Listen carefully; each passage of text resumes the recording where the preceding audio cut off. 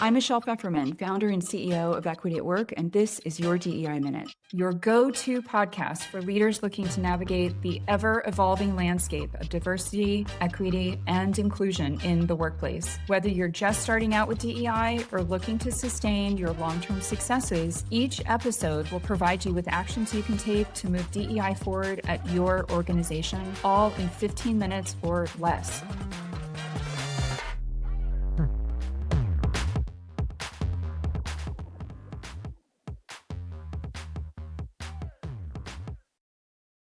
Before we get started, this is Michelle Pfefferman, and I'm really excited to let you know that my new book, Do DEI Right, is now available. This is your guide to the Equity at Work maturity model, which shows leaders how to make DEI part of every day and drive great results. You can get your copy through the link in the show notes or wherever books are sold. In this episode, I want to talk about the importance of creating psychological safety and focusing on psychological safety in your workplace, related to all the ICE raids that are happening right now across the U.S. Jamie spoke in a recent episode about, some of the things have been happening, or referenced some of the things have been happening in Minneapolis, which is what's currently happening right now. And as we're recording this, the end of January of 2026, of course, ICE raids have been happening all over the country since last year, and I'm sure are going to continue.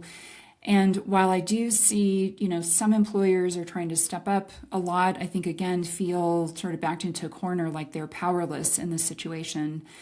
And while you certainly need to follow the law, and it's super important to create physical safety for your employees, it's equally important to, whether your place of employment or your city is being targeted or not, given just the widespread fear and panic that so many people are feeling, focusing on psychological safety is a really important element related to these raids. So you've got to make sure that you're creating psychological safety within your workplace environments, especially if you've got sites, facilities, stores, et cetera, out in the field. So if you think of call centers, retail stores, restaurants, healthcare facilities, distribution centers, manufacturing centers, all of those are particularly vulnerable to, these raids, and therefore people feeling very nervous about coming into work.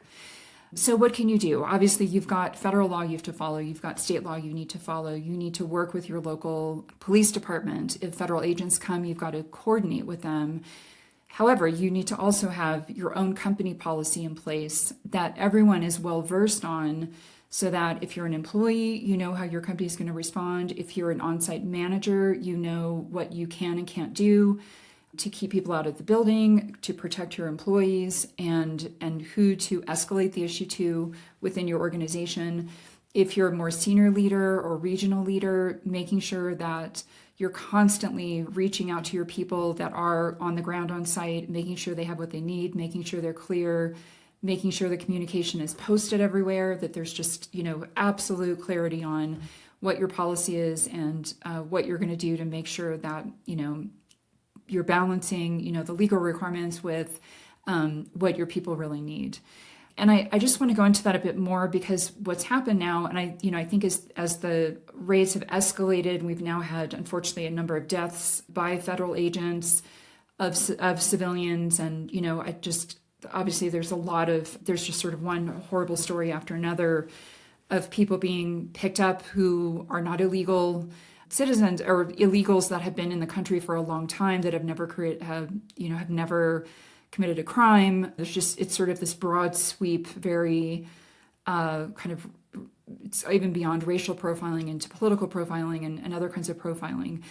What's happened is, again, there's just sort of this broad panic and fear. So it's not just the immigrant community that's frightened. It's really practically everybody.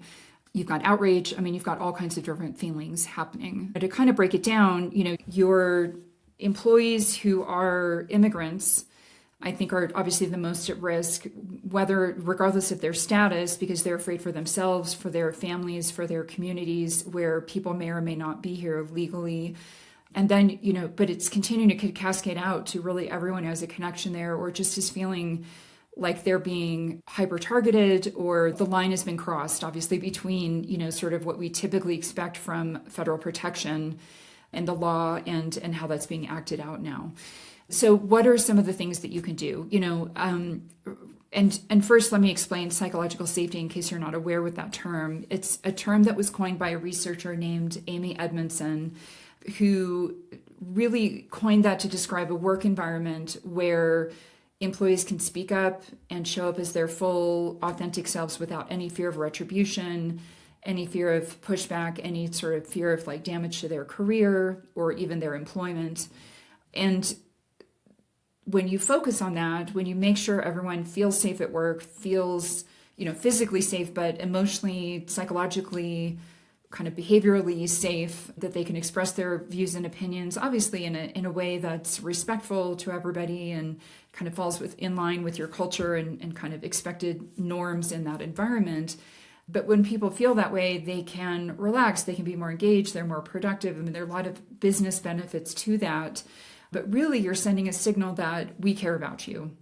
This is sort of your home outside of your home. And we want to make sure that you're cared for and you feel safe here on a lot of different dimensions. So that's really what the concept of psychological safety is talking about.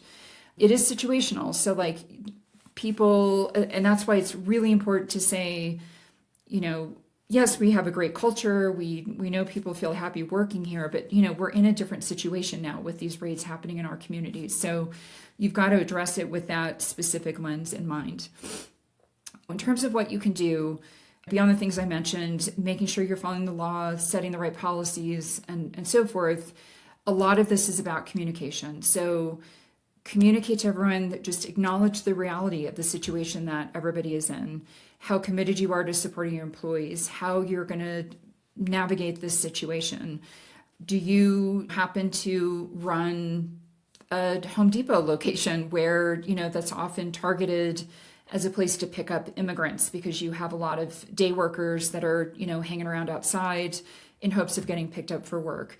You may have to have a different policy than if you run a data center, which may have a lot more security around it. It's not open to consumers. You need ID badges and so forth to get in. Just two very different environments as an example. So thinking through, based on our environment, here are the things that we can do.